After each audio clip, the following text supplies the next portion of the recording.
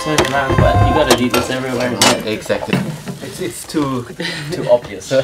Hi guys, welcome to Cook and Climb LunchBox. I got Dicki Korb with me today, and you might have seen him training Alex Megos or Shona Coxie.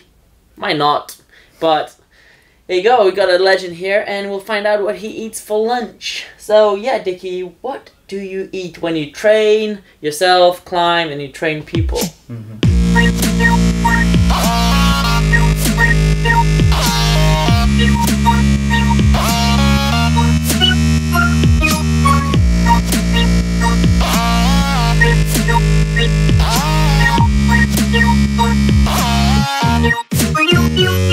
What do you normally eat?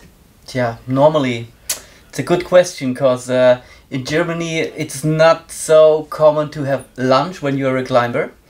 Most of the climbers, you know, they eat like nothing, Yeah. bit breakfast and then dinner. But for me it's important to have something in between, and I prefer a good salad, sometimes with eggs or something like that for lunch.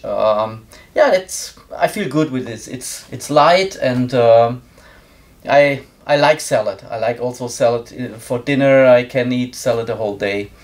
But yeah, when we climb outside, I like a sandwich. I love sandwich making, and yeah, I love to prepare it in the morning, and then I have something where I'm looking forward to. When we are outside, I think there is a very good sandwich in my bag, and then I have the sandwich. But here, when it's possible to prepare something, I do a salad. Okay, I noticed that you drink a lot of tea. You've been emptying your flask today. So is tea a big thing? Yeah, for me, especially in winter, tea is a very big thing. Yeah, for Alex as well, but he's more the guy who drinks the black tea with milk and with stuff. milk, exactly. And I prefer ginger tea with lemon.